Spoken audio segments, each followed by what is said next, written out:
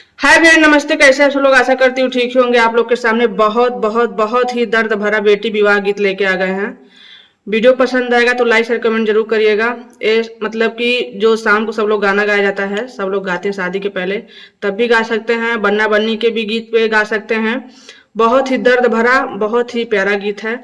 इस video को ज़्यादा से ज़्यादा शेयर करिएगा, कमेंट करिएगा, लाइक करिएगा, शेयर करिएगा। वीडियो पसंद आए तो एकदम प्यारा सा कमेंट करके बताइए गाना कैसा लगा और हम दोनों की जोड़ी कैसी लग रही है, हम सास बहू की जोड़ी। हम लोग सास बहू लगते हैं कि ननद भौजाई लगते हैं कि देवरान जेठान लगते हैं, कमेंट में जरूर बताइएगा। लेकिन गाना बहुत ही दर्द भरा है, प्यारा प्यारा गीत है। बहुत ही बहुत बहुत बहुत दर्द भरा। आप लोग सुनेंगे ना, एकदम मन मस्त मस्त होगा ही, मतलब दर्द भी मिलेगा आप लोगों को। और ये गाना बहुत ही सरल है, कोई भी गा सकता है। बहुत ही प्यारा गीत है। चलिए शुरू करते हैं इस गाने को। जय माता दी।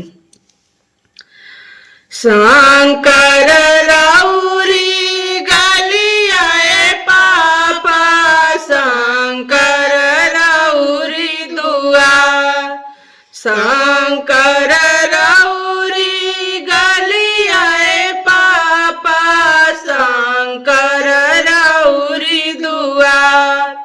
हतिया आई है पिया सले बाबा, पोखरा दाना खनवा। हतिया आई है पिया सले बाबा, पोखरा दाना खनवा।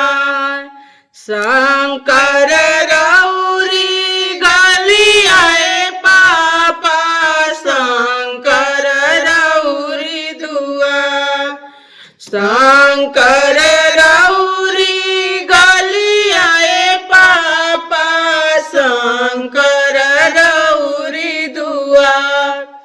हथिया आई है पिया सले बाबा, पोखरा दाना खनवा। हथिया आई है पिया सले बाबा, पोखरा दाना खनवा। काई उनकर खाइले बेटी, काऊ रखली उधार। काई उनकर खाइलाए पापा, काऊ रखल उधार। के करे करन बलुहार लाए पापा, साजन छेकले दुआ। के करे करन बलुहार लाए पापा, साजन छेकले दुआ। पनवा उनकर खाइलिए बेटी, फूलवा रखनी उधार।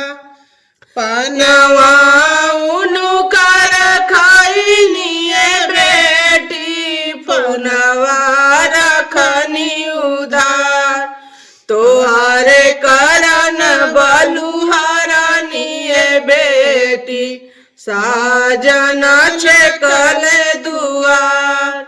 तोहरे करन बलुहारनिए बेटी, साजन छेकले दुआर। पनवा उनकर फेरी दिले पापा, फूलवा दीना छितिरार। पनवा उनकर फेरी दिले पापा, फूलवा दीना छितिरार। हमारा के ले पापा से उड़ी जाईती, साजन लावट घरे जाए।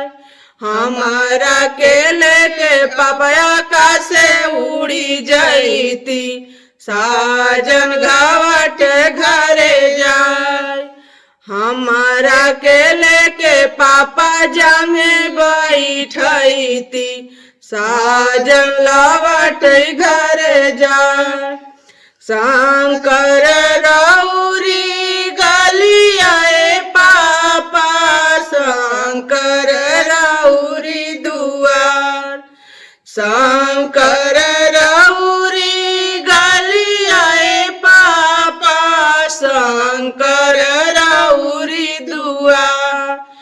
हाथिया आई है पियासले बाबा पोखरा दाना खनवा।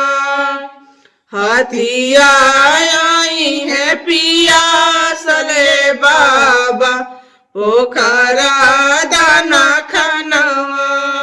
वीडियो पसंद है लाइक कमेंट जरूर करेगा। जय माता दी, हर हर महादेव।